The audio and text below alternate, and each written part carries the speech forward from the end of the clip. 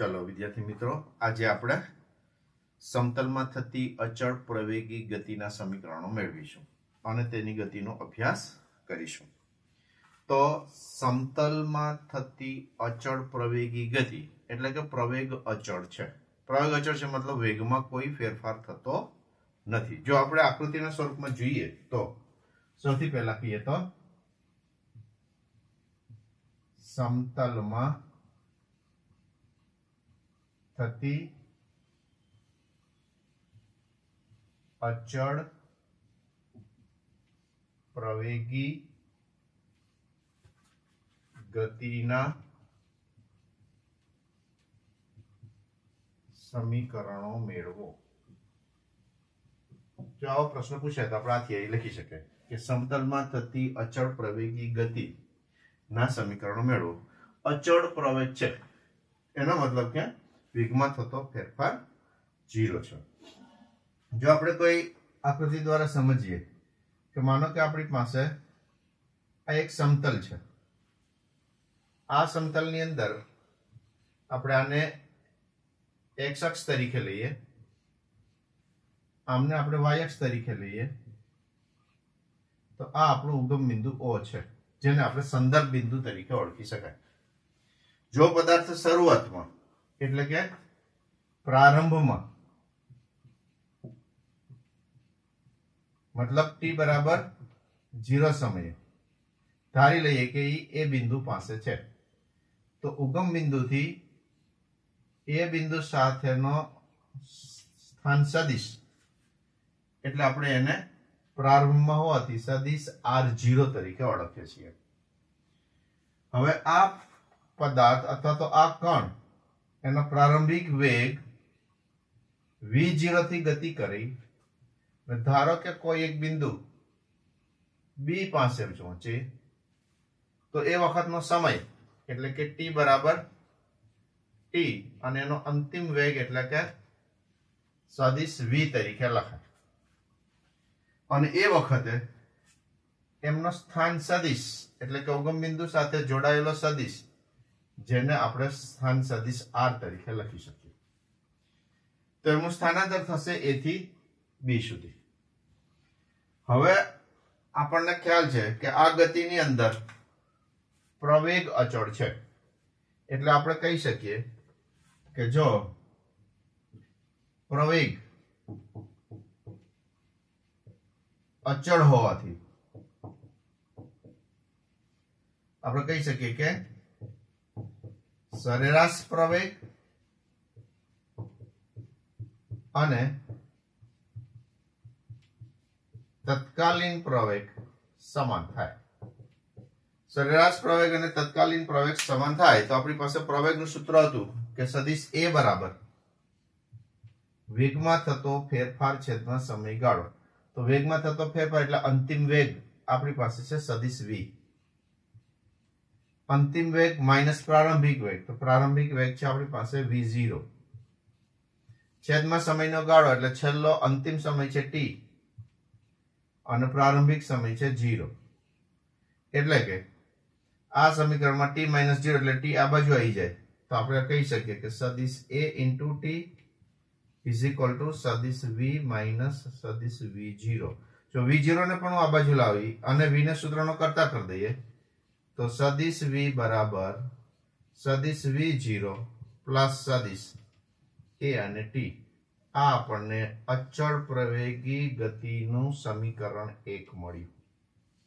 ખૂબ અગત્યનું સમીકરણ છે મિત્રો, ખાસ યાદ રાખજો કે જ્યારે અચળ પ્રવેગી ગતિ થતી હોય તો એ અચળ પ્રવેગી ગતિની અંદર પ્રવેગ અચળ હોવાથી સરેરાશ પ્રવેગ અને તત્કાલીન પ્રવેગ સમાન થાય છે।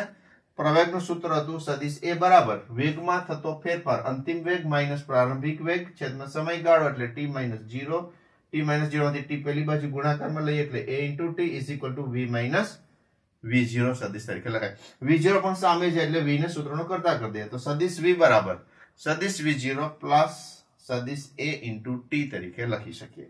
તો આ આપણને સમીકરણ 1a સમતલમાં થતી અચળ પ્રવેગી ગતિનો વેગ મળ્યો। પણ હવે મિત્રો ખાસ યાદ રાખો કે આ વેગ છે સદિશ છે એટલે એના બે ઘટકો પડશે। તો આપણે કહી શકીએ કે જો સદિશ v ને x અને y ઘટકોની અંદર જો લખીએ, ઘટકોના સ્વરૂપમાં જો દર્શાવીએ તો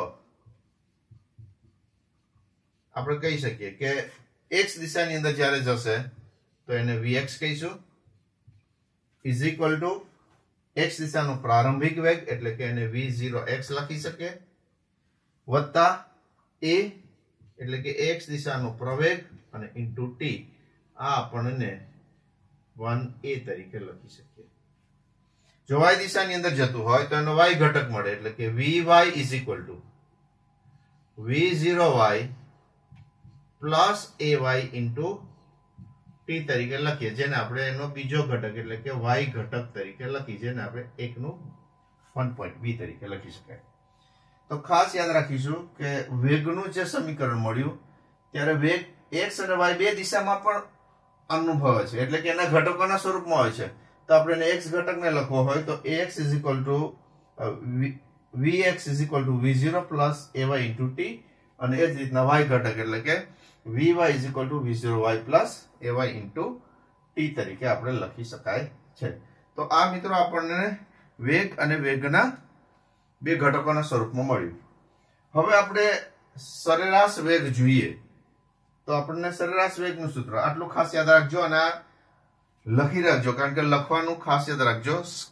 તમે કાં તો સ્ક્રીનશોટ લઈ લેજો અથવા તો પોઝ કરીને તમારે આટલું લખી દેવાનું. હવે આપણે આગળ જોઈએ તો જો આપણે સરેરાશ વેગ જોઈતો હોય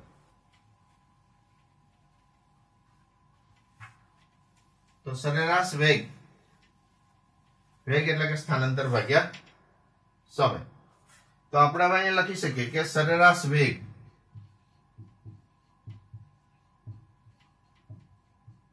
જેને આપણે સદિશ v, તો સ્થાનાંતર ભાગ્યા સમય. તો સ્થાનાંતર એટલે એનું અંતિમ સ્થાન માઇનસ પ્રારંભિક સ્થાન તરીકે લખવું હોય તો લખી શકાય. બીજી વસ્તુ કે આપણે જો એના સરેરાશ વેગ અચળ પ્રવેગી ગતિ છે એના સ્વરૂપમાં જો લખવું હોય તો આપણે કહી શકીએ કે એનો અંતિમ વેગ અને પ્રારંભિક વેગ નો સરવાળો ભાગ્યા 2 કરવાથી એમનું સરેરાશ વેગ મળી જાય. અચળ પ્રવેગી ગતિ માટે જ આ સાચું છે કે અંતિમ વેગ વત્તા પ્રારંભિક વેગ ભાગ્યા 2, આટલું કરવાથી આપણને એમનો સરેરાશ વેગ મળી જાય. હવે જો સરેરાશ વેગ જોઈતો હોય તો સરેરાશ વેગ એટલે હમણાં બોલ્યા આપણે શું બોલી શકીએ એને સ્થાનાંતર ભાગ્યા સમય. તો સ્થાનાંતર જોવા જઈએ તો એનું પ્રારંભિક સ્થાન ક્યાં છે તો કે r0, અંતિમ સ્થાન કયું છે તો કે r. તો આપણે અહીંયા શું લખી શકીએ ઇઝ ઇક્વલ ટુ અંતિમ સ્થાન માઇનસ પ્રારંભિક સ્થાન અને છેદમાં સમયગાળો એટલે કે t માઇનસ 0. સરેરાશ વેગ એટલે કે અંતિમ વેગ પ્રારંભિક વેગનો સરવાળો ભાગ્યા 2 અને એનું સ્થાનાંતર ભાગ્યા સમય તરીકે આપણે લખી શકીએ. પણ જો હું t ને આ બાજુ લઈ લો તો મને એક સૂત્ર મળી જાય કે સદિશ r માઇનસ સદિશ r0 છેદમાં t ઇઝ ઇક્વલ ટુ સદિશ v પ્લસ સદિશ v0 ભાગ્યા 2. પરંતુ જો હું અહીંથી t છેદમાં છે એને ખસેડી અને અહીંયા લાવી દો ગુણાકારમાં તો આ સૂત્ર મને આવું મળી જાય, જેને હું સમીકરણ 2 તરીકે ઓળખી શકું. હવે આપણે ઓલરેડી આગળ એક સૂત્ર હમણાં સાબિત કર્યું કે જેનું સૂત્ર હતું કે v ઇઝ ઇક્વલ ટુ સદિશ v0 પ્લસ સદિશ a ઇન્ટુ t, જે આપણા માટે સમીકરણ 1 હતું. આ v ની કિંમત હું અહીંયા મૂકી દઉં તો મને શું મળી જાય હવે તો કે v0 પ્લસ at અને એની સાથે પ્લસ v0 ભાગ્યા 2 એને ગુણ્યા t મળી જાય. શું મૂક્યું મેં અહીંયા તો કે આ જે v હતું એ v ની કિંમત અહીંથી અહીંયા સુધીની કિંમત મૂકી, જેને આપણે v0 પ્લસ at તરીકે લખાય. હવે આ કિંમતો મૂક્યા પછી આપણે જો એનું સાદુરૂપ આપી દઈએ તો v0 વત્તા v0 એટલે 2 વખત v0 ભાગ્યા 2 એટલે 2 ઉડી જશે તો એને મૂકી શકીએ આપણે v0 તરીકે, અને plus a into t divided by 2 into t તરીકે લખાય. v0 વત્તા v0 એટલે બે વખત v0 બે વડે ભાગાકાર કરીએ એટલે એકલો v0 મળ્યો આપણને અને પ્લસ at ભાગ્યા 2 લખી અને t. હવે t ને પણ હું અંદર ગુણાકારમાં લઈ દઉં તો આ સૂત્ર આપણને મળી જાય v0t પ્લસ 1/2 at સ્ક્વેર તરીકે લખાય. જે આપણને શું મળી ગયું અહીંયા તો કે r માઇનસ r0 નું સૂત્ર મળી ગયું. સદિશ r માઇનસ સદિશ r0 ઇઝ ઇક્વલ ટુ સદિશ v0t પ્લસ 1/2 at સ્ક્વેર તરીકે લખાય. તો આ જે સૂત્ર છે મિત્રો એ આપણા માટે સૂત્ર નંબર 3 મળી ગયું. તો ખાસ યાદ રાખજો સરેરાશ વેગ એટલે કે પ્રારંભિક વેગ અંતિમ વેગનો સરવાળો ભાગ્યા 2 ઇઝ ઇક્વલ ટુ વેગ એટલે સ્થાનાંતર ભાગ્યા સમય. સમયને આપણે આ બાજુ લાવી દીધો r માઇનસ r0 નો સૂત્રનો કરતા કરી દીધો તો v plus v0 by 2 into t. v0 ની કિંમત સમીકરણ 1 ઉપરથી કિંમત મૂકી સાદુરૂપ કર્યું તો r માઇનસ r0 બરાબર v0 વત્તા at ભાગ્યા 2 ઇન્ટુ t અને આની અંદર t ને ગુણાકાર કરી દીધો તો v0t t આની સાથે ગુણાકાર કર્યો એટલે 1/2 at સ્ક્વેર તરીકે મળે. તો આ જે સૂત્ર છે એ આપણે આ બધું તમારી રીતે લખી લેજો. એટલે હું આ સૂત્ર ફરીથી અહીંયા લખું છું. તો હવે આ સૂત્રને એટલે કે સૂત્ર નંબર 3 છે. સૂત્ર નંબર 3 છે એને આપણે કઈ રીતના લખીશું તો કે સદિશ r માઇનસ સદિશ r0 is equal to સદિશ v0t પ્લસ 1/2 સદિશ at સ્ક્વેર તરીકે લખાય જેને આપણે સમીકરણ નંબર આપેલું હતું 3. તો હવે આ જ સૂત્રનો જો આપણે x અને y દિશાની અંદર જવું હોય અથવા તો માત્ર અંતિમ સ્થાન જોઈતું હોય તો આપણે આને શું લખી શકીએ કે સદિશ r is equal to સદિશ r0 પ્લસ સદિશ v0t પ્લસ 1/2 સદિશ a into t સ્ક્વેર તરીકે લખી શકીએ જેને આપણે 3a તરીકે લખીશું. તો મિત્રો આપણને આ મળી ગયું સ્થાન સૂત્ર કે જ્યાં r બરાબર r0 પ્લસ v0t વત્તા 1/2 at સ્ક્વેર તરીકે આપણે લખી શકીએ છીએ. પણ સ્થાન સદિશ છે એ આપણને કેવું મળે છે તો કે સ્થાન સદિશ તો બે પરિમાણમાં છે સમતલમાં છે. તો સમતલમાં હશે તો આપણે એને x ઘટક અને y ઘટકના સ્વરૂપમાં પણ લખી શકીએ છીએ. તો આપણે એ જો હવે લખવું હોય તો જો મારે આમનો x ઘટક એટલે કે અહીંથી દોરેલો લંબ અહીંથી અહીંયા સુધી જાય તો અહીંથી અહીંયા સુધીનું જે અંતર હશે એને હું x તરીકે લખી શકું. તો આને હું બોલી શકું અહીંયા x. તો x is equal to હવે r0 એટલે r0 નો x પરનો પ્રક્ષેપ એટલે કે લંબ તો અહીંથી અહીંયા સુધીનું જે અંતર હોય એને મારે લખવું જોઈએ x0 પ્લસ આ x દિશાની અંદરનો વેગ છે તો મારે અહીંયા લખવું જોઈએ v0x into t plus 1/2 ax into t square. તો આ આપણને એમનો x ઘટકના સૂત્ર તરીકે મળે. જો y દિશાની અંદર જઈએ આપણને તો આનો y ઘટક એટલે કે અહીંથી જ દોરી દઈએ અહીંથી અહીંયા સુધીનું જે આ અંતર હોય એને આપણે y તરીકે લખીએ તો y is equal to y0 plus y0 એટલે કે આ r0 નો ઘટક જે અહીંથી અહીંયા સુધીનું અંતર હોય તો એને આપણે y0 કહેવાય. પછી એ જ રીતના આ વેગનો y દિશાનો ઘટક એટલે કે v0y into t plus 1/2 ay into t square. તો આ આપણે એનો y ઘટક તરીકે ઓળખાય. તો સ્થાનના બે ઘટક મળી ગયા x અને y. x ઘટક x દિશાનો છે અને y ઘટક છે એ y દિશાનો છે. તો આપણે અત્યાર સુધીની અંદર ખાસ જોશો તો આપણે વેગ જોયો વેગના બે ઘટકો જોયા x દિશાનો અને y દિશાનો. સ્થાન જોયું તો સ્થાનના બે ઘટકો x દિશા અને y દિશાના ઘટક જોઈએ.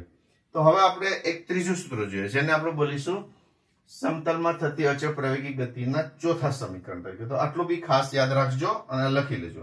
આપણે જો આગળ જઈએ તો આપણી પાસે એક સૂત્ર નંબર 2 હતું. સૂત્ર નંબર 2 ખાસ યાદ કરો શું હતું એ તો કે સૂત્ર નંબર 2 એટલે કે સ્થાન સદિશ r minus r0 is equal to v plus v0 by 2 into t into T, જે સમીકરણ નંબર 2 તરીકે આપણે લખ્યું હતું.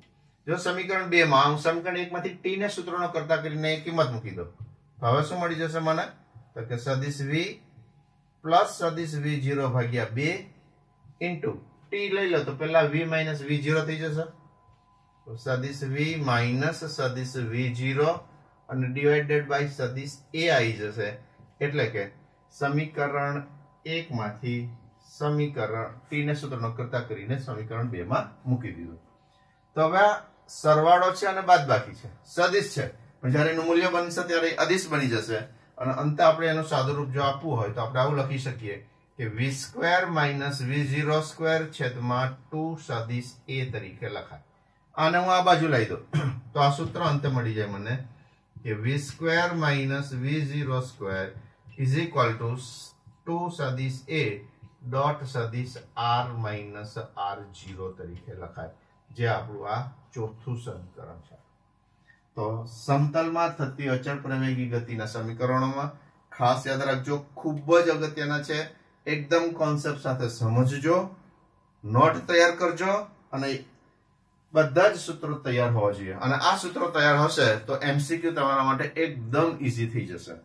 તો મિત્રો આ ખાસ ફરીથી આપણે આ બધા જ સૂત્રોને એક વખત જસ્ટ સૂત્રો યાદ કરી દઈએ, એટલે કે આપણે સૂત્રોની લિસ્ટ બનાવી દઈએ. તો અચળ પ્રવેગી ગતિના સમીકરણોની અંદર 4 સૂત્રો આપણે વારંવાર ઉપયોગ કરવાના છીએ. એમાંનું પહેલું સૂત્ર એટલે કે સદિશ v બરાબર સદિશ v0 પ્લસ સદિશ at. બીજું સૂત્ર એટલે કે સદિશ r માઇનસ સદિશ r0 ઇઝ ઇક્વલ ટુ સદિશ v પ્લસ સદિશ v0 divided by 2 into t તરીકે લખીશું. ત્રીજું સૂત્ર એટલે કે સદિશ r ઇઝ ઇક્વલ ટુ સદિશ r0 પ્લસ સદિશ v0 t પ્લસ 1/2 સદિશ at સ્ક્વેર તરીકે લખીશું.